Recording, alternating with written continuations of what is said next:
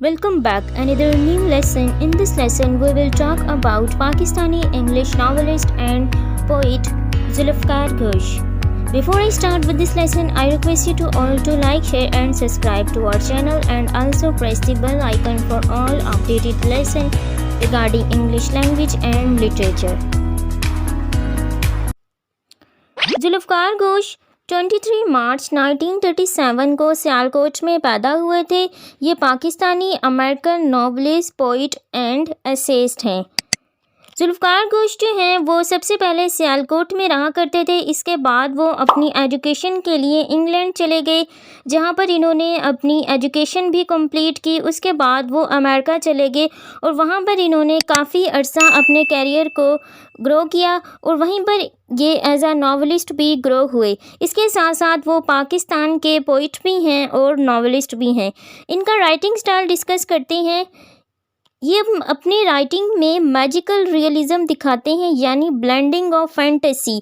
ये अब फैंटेसी को इस तरह रियलिज़म यानी मैजिकल वे में प्रेजेंट करते हैं कि वो रियलिटी यानी हमारी जो हार्श रियलिटी है उसको एक्सप्रेस करते हैं। डाइवर्स एंड वेरियस थीम्स होते हैं इनकी पोइट्री में। Use of stream of consciousness जो कि एक मॉडर्न टेक्निक है, उसके अंदाज में ये अपने नावल लिखते हैं। इसके साथ रियलिज़म, मेटाफर, सिंबल, एलिग्री और मेटाफिज़िकल रियलिज़म यानी कि बियॉन्ड द रियलिटी, जो हमारी एग्जिस्टेंस के बारे में हमारे सवालात होते हैं, क्वेश्चंस होते हैं, हमारी रियलिटी होती है, उसको ये अपने वर्क में प्रेजेंट करते हैं। इनके कुछ वर्क्स हैं जो कि मोस्ट इम्पॉर्टेंट हैं। सबसे पहले पोइट्री को देखते हैं। A Dragonfly in the Sun, Attack on Sialkot, The Loss of India, Jets from Orange, The Violent West, A Memory of Asia। ये इनकी कुछ पॉइंट्स हैं जो कि मोस्ट इम्पोर्टेंट हैं। अब इनके वर्ड्स देखते हैं। The incredible Brazilian by Zulfikar Ghosh इनकी मोस्ट इम्पोर्टेंट बुक है। इसके बाद Pakistan, the social sciences, the new history of torments by Zulfikar Ghosh. इसके साथ साथ एक मोस्ट इम्पोर्टेंट जो इनका नावल है, the murder of Aziz Khan, the triple mirror of self. ये बुक भी मोस्ट इम्पोर्टेंट है, the triple mirror of self. The art of creating fiction, also very important. Shakespeare मॉर्टल knowledge, Shakespeare मॉर्टल knowledge. इसके साथ साथ एक और बुक है, हैमलेट, प्रूफरॉक एंड लैंग्वेज। ये भी मोस्ट इम्पोर्टेंट है। अब इनके राइटिंग के थीम देखते हैं। जुल्फ़िकार घोष ने, जैसे कि हमने अभी डिस्कस किया, कि वो अपनी राइटिंग में हार्श रियलिटी को एक्सप्रेस करते हैं। इसके साथ साथ हार्श रियलिटी को एक्सप्रेस करने के लिए वो कौन सा ऐसा थीम है या सब्जेक्ट मोटिव जो कि वो अपनी राइटिंग में हमें दिखाना चाहते हैं। First of all identity. Identity को हम पहले भी डिस्कस कर चुके हैं। साउथ एशियन लिटरेचर में जो भी वर्क लिखा जाता है उसमें जो मोस्ट इम्पोर्टेंट थीम होता है वो पोस्ट कॉलोनियलिज़म का होता है, और पोस्ट कॉलोनियलिज़म के अंदर जो थीम डिस्कस किए जाते हैं आइडेंटिटी क्राइसिस के बारे में, कि एक जो कॉलोनाइज़र होता है यानी कि जो कॉलोनाइज्ड और कॉलोनाइज़र के बाद जो एक न्यू सोसाइटी हाइब्रिड कल्चर हमारे पास आता है, उनके क्या इश्यूज़ होते हैं।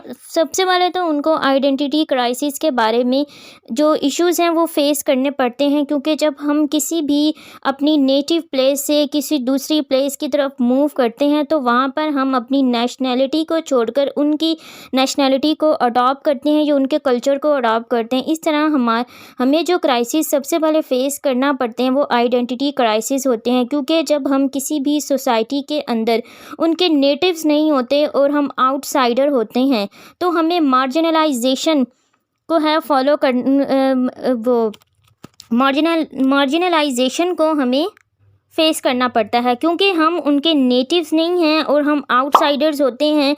और इस तरह जो हम न्यू सोसाइटी है वो न्यू पर्सन को इस तरह एक्सेप्ट नहीं करती। इसके बाद होमलैंड, वो अपनी होमलैंड के बारे में लिखते हैं, यानी कि जिस एरिया से वो गए हैं उसके बारे में लिखते हैं, उसको याद करते हैं, उसकी खूबसूरती के बारे में लिखते हैं। मेमोरी मेमोरी भी इनका एक मोस्ट इम्पोर्टेंट थीम है, क्योंकि जो चीज़ें, जो एक्सपीरियंस हम अपनी नेटिव प्लेस के साथ करते हैं वो हम लेटर ऑन अपनी लाइफ में कभी भी नहीं भुला पाते हैं। वो हमारी मेमोरी में इस तरह पुट हो जाती है कि हम उसको लेटर ऑन अपनी आने वाली लाइफ में उसको याद करते हैं, क्योंकि जब भी हम किसी ऐसी सिचुएशन में हों जहाँ पर हमें सबसे पहले एक ऐसी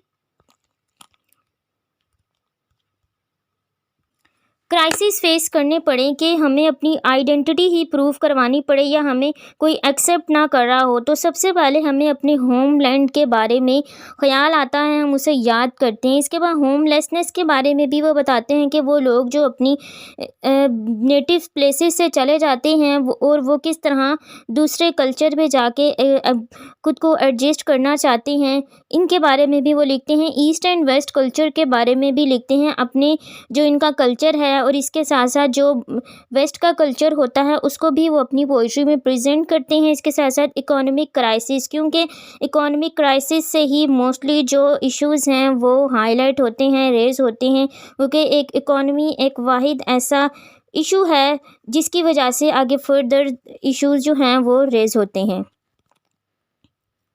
ये शॉर्ट सा इंट्रोडक्शन था जुल्फ़कार घोष का। नेक्स्ट हम इनकी पोइम्स को समराइज़ भी करेंगे और एनालाइज भी in short. Thanks for watching, stay motivated, have a good day.